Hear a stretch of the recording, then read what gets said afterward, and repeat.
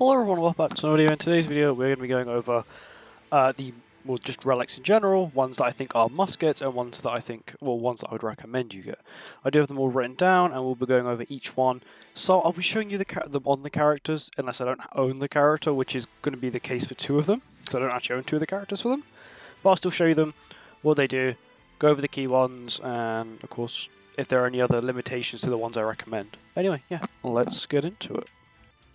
On to the first character. Of course, we'll be going over the demonic beasts in order, being bird, deer, dogs, and then Nidhoggr. So the first one, of course, is bird. So we've got Nidhoggr, who is the key, demonic beast character for bird. So of course, her relic is always good.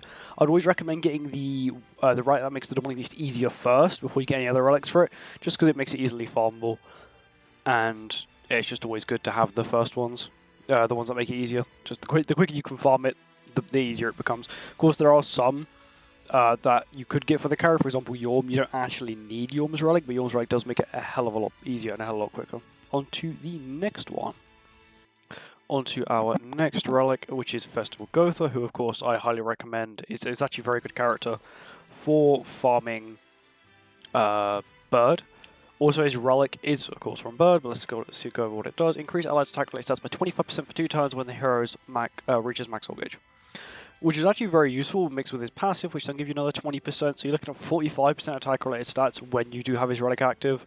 Of course, that doesn't then factor in Nidhoggr's relic buffs, and any other character you've got that does have buffs. And I would highly recommend, if you don't have the most optimal team, or you don't have Albedo, like I showed in the Albedo video when I used her for bird, if you don't have a half-decent optimal team, if you're going to use Traitor Melee or just a Rem is a very good example, I'd highly recommend running Fest Gotha just for the increased attack-related stat boost, and the increased HP as well is also kind of nice.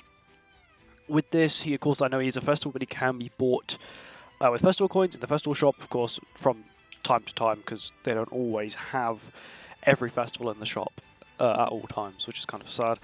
The only good thing is that dupes don't matter for him, 1/6 or 6/6, it doesn't matter, it doesn't actually affect the bird, because the bird has limitations to what it can and can't be affected. We'll go on to deer next.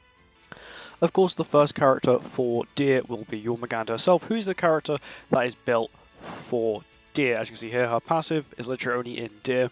You don't actually need her relic, because you just don't, but her relic does make it a lot easier, which removes debuffs from all allies, and debuffs from allies and increase ranks of all skills, so it upgrades your entire hand, and then gives, when each of the 3 ally uses 1 or more skills in the demonic beast. So pretty much whenever you trigger one rotation of her passive, it ranks up your entire hand, as well as removes debuffs off your team as well, which is kind of nice. The debuffs bit is it's not really needed, but the fact that increases your entire hand, it increases the rank of your entire hand, is very good, especially when it comes to floor 3. It makes so you're not you don't have to bank on ultimates, like when I did the video when I used Albedo. Once again, of course, I'm going to use her as an example. Sorry about the fireworks in the background, it's Diwali, so you will hear the fireworks in the background. Yeah, her relic is just really helpful. It does make farming a lot easier. There's less RNG, your cards do more damage, it makes it much quicker, it's a much easier farm. And I highly recommend getting it. Of course, you don't need it. I was farming this with just Eternal passive, and it is completely fine, it's still doable. But this relic definitely does make it a lot easier. I'll show gear, what I run on her. Attack defense, of course, her ultimate doesn't affect her relic, but of course it can increase your damage dealt. But of course, 1/6 is 7%, it's still quite good. The difference between 1/6 and 6/6 is a lot, but you can still easily do it with 1/6. There isn't really no problem with ult level when it comes to Yorm, which is kind of nice. On to the next one.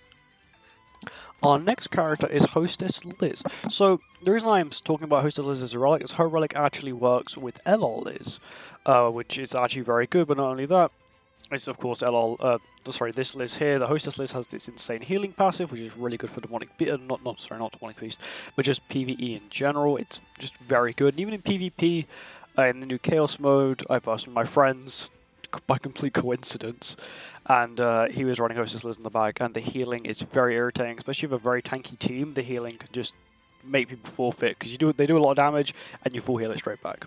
That doesn't include then the relic, which increases their HP related stats by 15%. HP related stats are, of course, being regenerate, recovery rate, and lifesteal. The 15% lifesteal is huge because a lot of characters don't normally have the highest lifesteal, but with 15% extra as well as the 15% max HP increase, you're going to be hitting not hitting hard.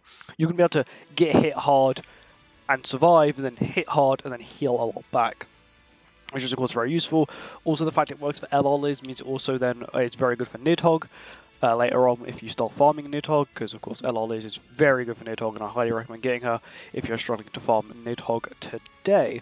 On to the final one for Deer now. The final one for Deer is this one, which is for Danafall Liz, which is the increase in PvE allies. Applies an effect on allies which increases attack by 50% at the start of the battle for 3 turns. The reason this is good is, yes, it is capped at PvE, but it can be used on all the other Danafall Liz's. Like there's one which increases your damage dealt in the time dungeon, which is also, of course, very good for farming. In general, this relic is just really good for farming, whether that be gold or just anything really in PvE. That, of course, isn't Demonic Beast. It's just really helpful farming it. And I highly recommend getting it. You know, her relic does also work on Belmouth, so of course if you don't have the proper Belmouth setup, but you still want to be dealing quite a bit of damage, this Hostess Liz relic will definitely help you. Sorry, not Hostess, Danafall Liz, I keep saying Hostess Liz. The stats on it, I'm pretty sure are not too bad. 240 attack is actually half decent, the 200 defense is okay, and the 3000 HP is pretty standard nowadays.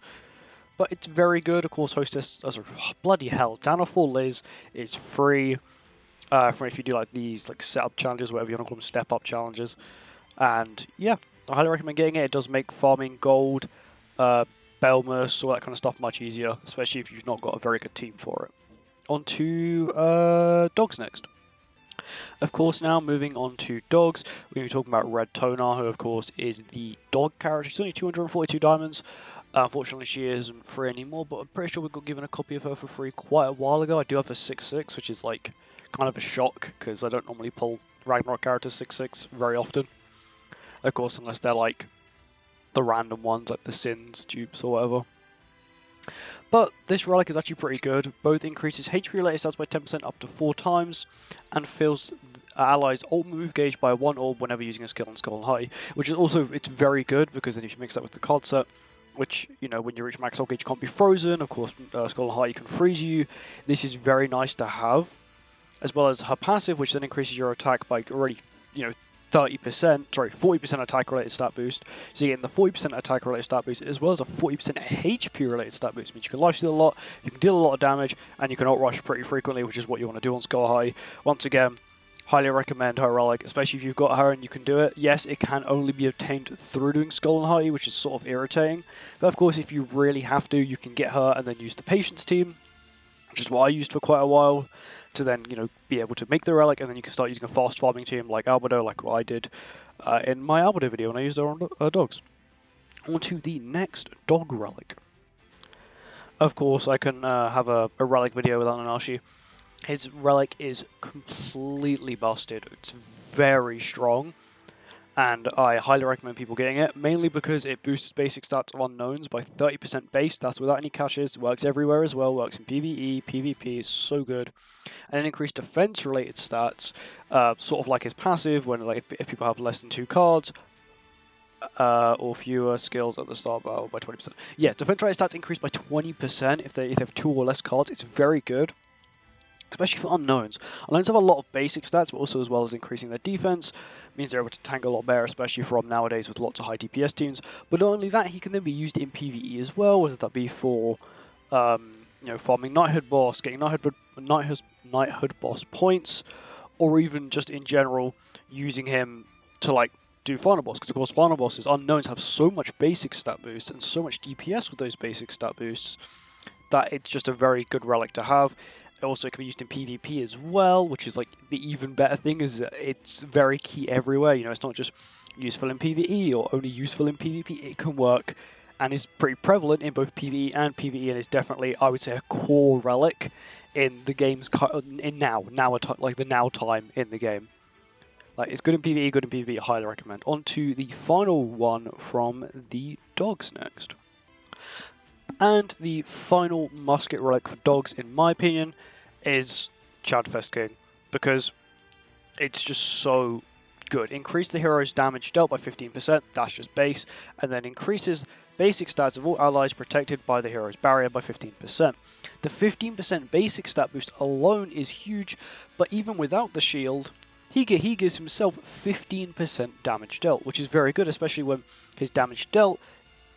the shield is basically based off the damage he can deal, so increasing the damage he can deal increases the shield, which is also very good.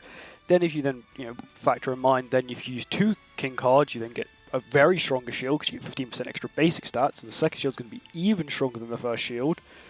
And not only that, if you're running the Patience team or you're running some sort of PvE farming team, this Vestal King was probably going to be on it. And not only that, with some, of course, in the current Chaos mode, his Relic and even this Vestal King alone is actually very useful, especially if you've got the Wedding Day Elaine and other characters along that. This is a very good Relic though, just for the fact it gives basic stats and the damage dealt, especially if you want to farm dogs with the Patience team. That's what I did. Initially I just farmed dogs with the Patience team and just ran like Tonar with this guy and his Relic. It was so quick, it was so worth it. I highly recommend it. Also, he's a coin shop festival character, so of course you can get him whenever, or not whenever you have enough coins and he's in the shop. On to the final demonic beast, which is Nidhoggr, which I actually got 1 key relic for. And now on to the final key relic, we have Freya. Mainly because she is the key, demonic beast character for Nidhoggr. Well, the first initial key one, then they added Summer Margaret because it was still too hard because they didn't know how to design a boss. But of course it can be used on green or red. I highly recommend red over green though, because red gives herself the actual attack related stat boost for Ragnarok, because she does count herself as well.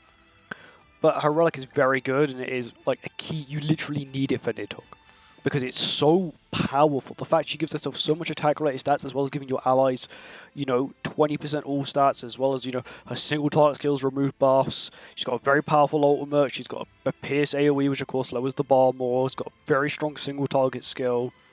She is a very key character. And I highly recommend, even if you have to farm the Patience team on floor 1 for like ages, and that's why I did. I farmed it for ages when it first came out, just so I could get her relic. And I would say it's definitely worth it, especially if, you do want to farm Nidhoggr. If you're going to wait for them to make like a Mael relic, or just give us a free Nidhoggr relic, because soon we should get a Nidhoggr relic for free. Because normally when a new Demonic Beast content comes out, the old Demonic Beast content, we could normally get 1 free relic. And also it's been a year since it's been out in January, because that's when Freya dropped. So it's been nearly a year since she dropped. So soon, hopefully, they'll give us a free relic, and then I would highly recommend giving it to her, because especially if you don't have her, I would even say just save it and wait till you get her. And of course, unless they make another demonic beast relic, for example, Mael. If they were to give Mael a demonic beast relic for Nidhoggr, of course, go for that one over this one, depending on how good it is. But she is a very good character, especially for her relic and just how much damage she can put out for the Goddess team. Next we go on to is recommended relics. Of course, these are the ones I recommend. I'll also then give my reasons why I recommend them. And yeah, let's go on to my recommended relics now. Once again, we will be starting in order from Bird to Nidhoggr. And of course, the Nidhoggr ones, yeah, of course, they're Nidhoggr, so they're pretty hard to get, but of course, I have a lot of them, so of course I'll be going over them. Ragnarok Barn. Very good, mainly because it works in the back of a CC, but also it also works for the Patience Barn as well, which is nice. And Ragnarok Barn, if I was to give him his actual Barn set instead of a CC cert, how much CC is looking at?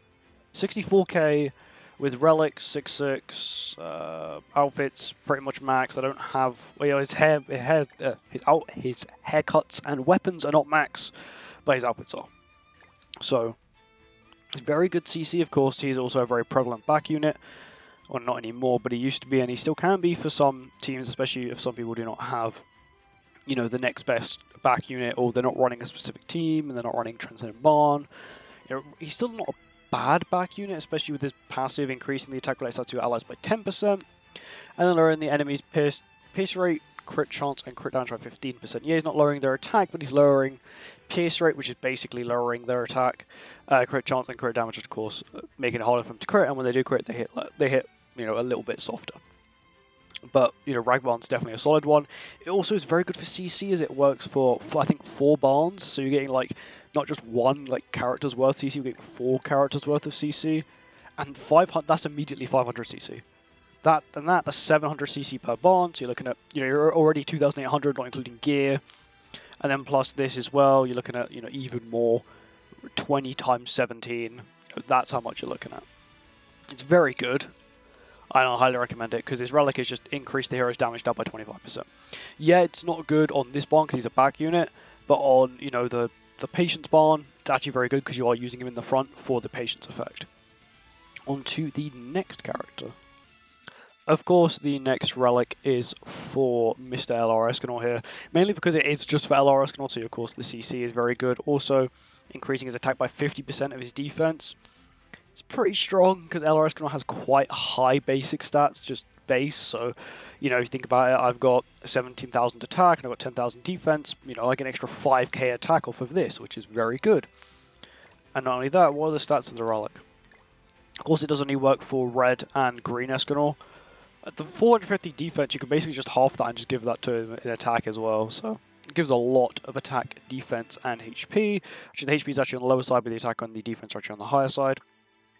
Overall, of course, he's a very meta character, very good in PvE, very good in PvP. His relic is definitely worth getting, especially if you're using a mono-humans team, as Escanor is extremely strong.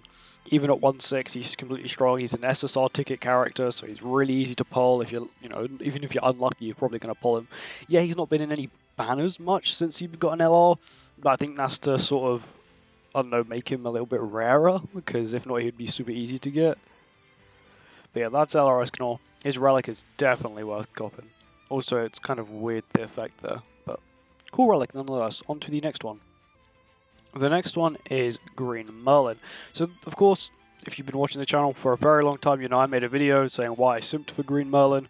Pretty much what I did is I got her relic, which is like back at the time when it was actually like decently hard to get relics, and why I actually recommended people to get her relic, and it's pretty much the same thing.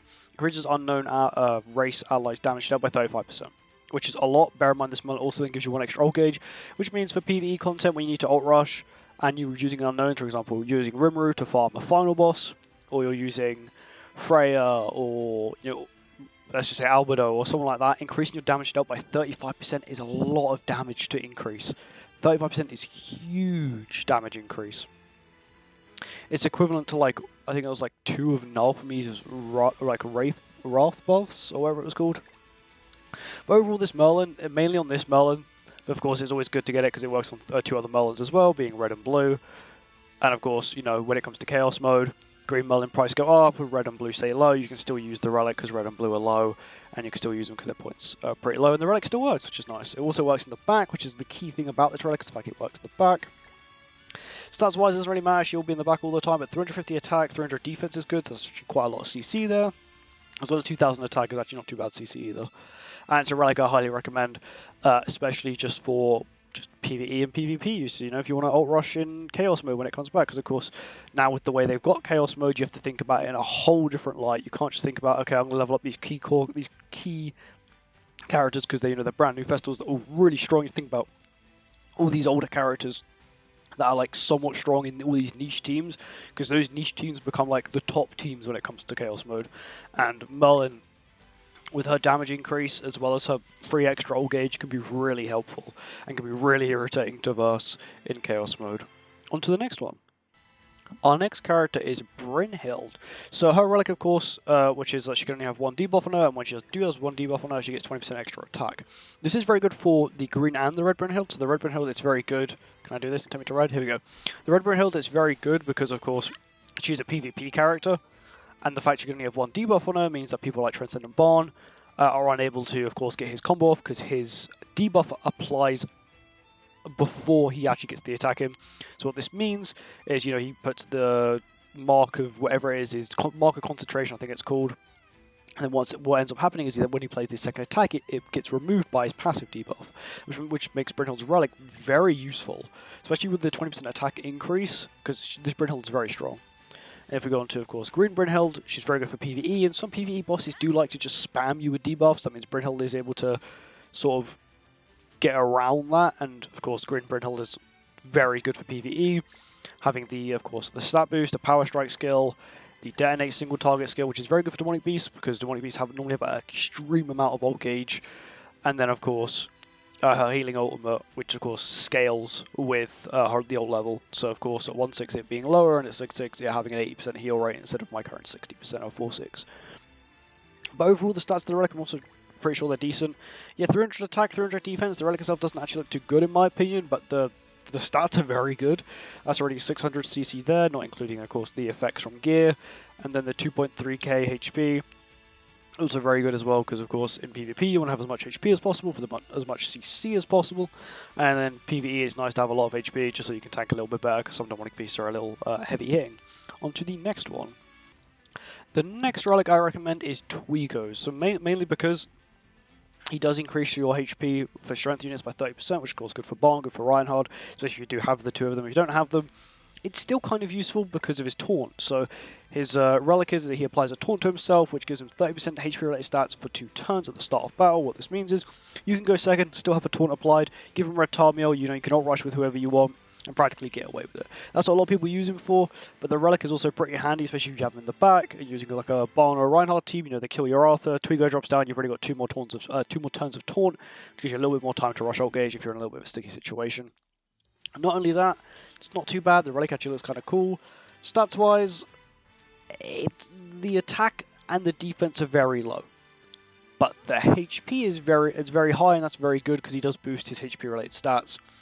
And of course, you'll probably be running him HP defense if you are going to use him in geared. Most of the time, you're probably going to be using him in ungeared anyway. So getting 30% extra HP related stats, plus with his passive, which gives him 30% HP, you're looking at 60% HP related, or 60% HP, 30% extra HP related stats boost just from his relic and his passive alone, which can be kind of handy to have, especially if you use him into tank, especially if you give him red Tarmiel Link as well. You can tank even better. On to the final one now. Final bird relic, which I don't actually have. I don't actually have the character for it, so I'm going to have to go to the page where the relics are. And that relic is for Jenna. So Jenna's relic, what it does is it increases the attack rate stats of human allies by 12%, which is a lot. It's attack rate stats by 12%, which is very good. The fact it also works in the back as well. And bear in mind, if you're running a human team, let's just say you're running LR Escanor, Roxy with Relic, and Transcendent Barn, you then can't run, of course, Barn in the back, and there are not many other really good support characters you can run, but of course, with Jenna's Relic, you now have another back unit that in theory you could use. Yes, I do not own Jenna, but if not, I would definitely get her Relic. It's not a very key one, but I'd put it, it's nice to have, because it gives you more options of support characters, especially in Chaos mode, and just in general, because I'm pretty sure she actually has some half-decent skills. She has a Infect AoE at level 2 and a Remove Stance at level 1, which can actually be kind of handy in some PvE situations. Of course, her ult being Break, which does 2 times damage to stances. I think that's the first ult I've actually seen that's Break before. And her passive being only 1 debuff can be on the hero and increases the hero's attack by 20% when debuff. This is Brynhild's relic. They gave Brynhild her passive as a relic. Okay. But on to the next category, which will be Deer. I don't actually have too many for Deer, so that should be quick. So now moving on to Deer, I'm going to be very quick. The main reason you'd be getting these relics would be for extra CC when using them as links. Of course, you've got Sariel, which, his grace makes you ignore 50% of the enemy's crit defense when you crit. And of course, his relic, it's not too good. You may use it here and there, but you're mainly using it for the stats you would then get from using him as a link. Once again, it's the same with Green Sariel. You'll be mainly using it from the stats you get from the link. And it's actually the same with the others as well, being, I'm not actually going to show them, but Red Tarmiel, Blue Tarmiel, Ludo, which is like the blue and green Ludo, which is like the normal Ludo, and of course Margaret, being blue and red Margaret. You're mainly going to be using them for their, what do you call it? Like the association grace buff. That's the main reason you'd be using them. As like a link, really. Otherwise, they're not really that useful. Of course, Blue Margaret can, I guess, be useful for some like Knighthood boss content or final boss content. And then, of course, Margaret, Red Margaret, of course, can use it in Knighthood boss. No, not Knighthood boss. Nidhoggr, because that's what she's designed for. That's really it for Deer. I'm not going to go over all of them, being Sariel, Tarmiel, Ludo, Margaret, because, well, that's the main ones there are. There aren't really many good Deer relics, of course, apart from like Yorm, Hostess, Liz, and Liz, which I've already been over as like key relics. But next we will go on to dog relics. Of course, I have to go with one of the most irritating relics in the game, Charna, which basically just gives him damage reduction and HP related stat boost. Removes debuffs off self when using a stance skill, which is irritating. Decrease damage taken by 30% for 2 turns, and increase HP related stats by 20%. What this means, he takes a lot of damage, he takes less damage, but because he has the HP related stat boost, he can then heal more because of course the increase of lifesteal. Very good for PvP, doesn't really have much PvE use, but of course the use in PvP is quite prevalent. And of course, if you're farming dogs regularly, I 100% just getting his relic. It's 100% worth it. It's not too hard dogs, especially if you have a half-decent team. If you're using Albedo or you're using the Patience team. Patience team is a little bit more RNG based, but also so is pretty much any team on dogs or Nidhogg. Deer and Bird are kind of jokes at this point. You can have really bad RNG and still beat them. On to the next relic. Actually, I'll check the stats of this one first. Stats. Not super. The defense is actually the defense and the HP are very good. The damage isn't too bad because the counter, of course, is like the damage his counter deals is sort of based on the damage the enemy deals to you. So it's like a blurred line there. On to the next relic. And next we do have Feszel's relic, which is I would say probably like the I'd put it like the bottom of like the ones I would actually recommend in terms of the 3 I've currently got. Mainly because all it does is decrease debuffed enemies' damage attack related stats by 10% when using a skill, which is cool. But if they're not like attack based, for example, like Nalfami, Raftalia, or Reinhard or Pergbarn, you're not really going to be affecting that much, especially someone like Nalfami, who isn't really attack based. And nowadays he does actually have replacements because he was initially used on Unknown Team until, of course, Nanashi got a relic because he did actually provide quite a lot of basic stats. That being 24%, when now Nanashi just gives you 30% base without you needing debuffs, which is really nice to have. And as well as Nanashi also provides you with other things like defense increase, a control of ult gauge, things like that. But it's actually kind of good, especially if for some reason you haven't got Nanashi's relic. Even though it's a key relic, and I highly recommend getting it over Zeldris' relic. But it's cool. The stats aren't too bad. You're getting 600 CC there, quite a bit extra CC there as well. It's not a bad relic, to be honest. And of course, if you can get it, go for it, because it's always nice to have some of these relics, especially, like again, I'm going to use the Chaos PvP argument. If you can't use one in Chaos PvP, you might be able to use the other, though. And that's just how it works. One works, one doesn't. On to the final one for dogs. And the final one for dogs is Ragnarok Diane, mainly because she can be used in PvP. I'm pretty sure her relic only works in PvP. But when Ragnarok does come into swing every now and again, especially with the recent Hell Festival, and Ragnarok characters are sort of busted. You've got Tyr and Hell, good examples. She's always nice to have because a relic pretty much prevents you from going beneath 50% HP from one skill. Also increase your attack related stats by 1% for every 6% remaining HP you have, which is nice. Yes, it is restricted and does only work on Ragnarok characters. And yes, that does mean it doesn't then work on Red Diane. Red is Summer Diane, but it's like the Ragnarok form, sort of. But it's nice to have. She's a general very good character. I'm pretty sure her relic probably gives her some sort of half decent CC, giving her increased defense as well. You're probably going to be giving her Red Tommy link, so you really want it to tank. She's got quite high defenses from the relic and decent HP from it. The attack is not too big of a problem because, well, she actually does quite a bit of damage from her passive, which is she removes up to 3 debuffs or buffs, and then does 40% extra per one she removes. So she can, in theory, deal 120% extra damage with the skill. She doesn't actually have really any multipliers on her skills, so that's, of course, very good for this. Plus, also, she just gives herself attack-related stats, which is for your entire team, which is really good, especially for Wedding Day Brynhild, or Freya, or even Sigurd. Sigurd can actually pile some insane damage if he's at full HP with Amplify. But that's it for dogs now. We're now going to move on to Nidhoggr. On to our first recommended Nidhoggr relic, we have Red Malaskla. Red Malaskala's relic is very good, mainly because of PvE and Hero Arena. PvP, well, actually, let me just show you what the relic does first. Increase the attack-related stats of of allies with the revival effect by 30%, which is a lot of attack-related stat increase. And then increase allies' base stats by 3% for each ignite effect applied to the enemies up to 5 times. That doesn't happen very much, but the revival, the 30% attack-related stat buff, is actually kind of insane, especially, once again, on PvE Arena. Because the AI is stupid and it will just attack someone constantly, even when they've got this death effect. So that means you're able to just continuously hit really hard, especially if you've got your DPS that's constantly being hit. Very strong, highly recommend it. Of course, also in PvP, it can be kind of a pain having to deal with it, so of course they have to attack Molascula. If you give them a red Molascula red Tomia link, she's even more tanky, even more irritating. Of course, now we'll look at her stats that she actually gains from it. 360 attack is actually really good, even though she's not actually attack-based. The 300 defense is also very good, and the 4,500 HP is actually insane. Bear in mind, she's only really there just to sit there and absorb damage. Of course, then she has Inhale as well, which is also kind of broken, especially because she wants to stay alive for as long as possible, and she wants someone else to die, so a Relic can sort of take action. On to the next Relic. Of course, it has to be Mr. LR Melee. His damage is insane without the Relic, but even with the Relic, it can be even more insane, which is increases the hero's damage dealt by 10% for every orb in the hero's ultimate move gauge. He also has a skill that increases his ultimate move gauge. Bear in mind, every time he gets crit, his skills automatically get ranked up. So you're looking at a lot of ult gauge and a lot of damage. You mix that with a charge AoE, with Infect, he's going to be hitting really hard. I'm pretty sure his Relic also gives him a crap ton of stats. 500 attack, 350 defense, and 3,600 HP is quite a lot to be getting for an LR character. He's LR, he doesn't need all these insane stats, but they're also giving him all these insane stats from his Relic as well.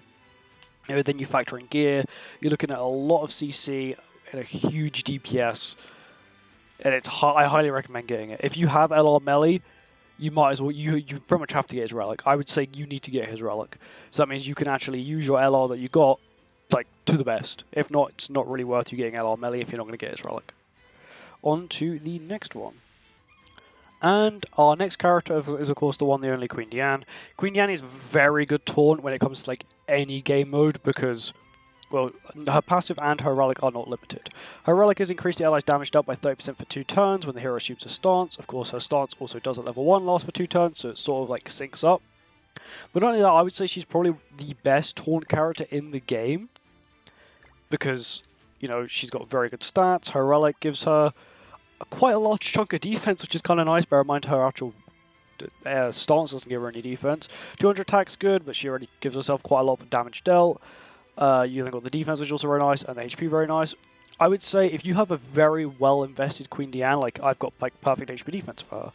If you've got a very invested Diane, you've got some of her outfits, not all of them, you've got some of her outfits.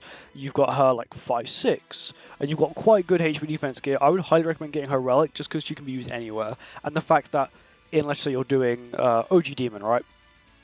You using a stance will also buff your teammates' damage dealt as well. So it doesn't just work for your team, but it works for your entire team, including your teammate who may not even have the Relic or who may be a little bit of a newer player. So increasing their damage dealt will, of course, help you do whatever sort of demon or deathmatch thing that you are doing. It's actually also, it sort of brings her over the 70,000 CC marker, which is the main reason I got it. On to the next Relic. Our next character is Freya. His Relic is actually very good. It increases applicable allies' basic stats by 5% and damage dealt with single target skills by 5% for each applicable ally on the battlefield, which is very nice. Of course, applicable allies being Ragnarok and Unknown, and a lot of content nowadays, whether that be Demonic Beast or a lot of PvE content, is very Unknown heavy because Unknowns have so much basic stat increase, so much damage, and normally a lot of them, as well as increasing basic stats, have very good damage. I'm talking about a Echidna with an extremely powerful, good ultimate.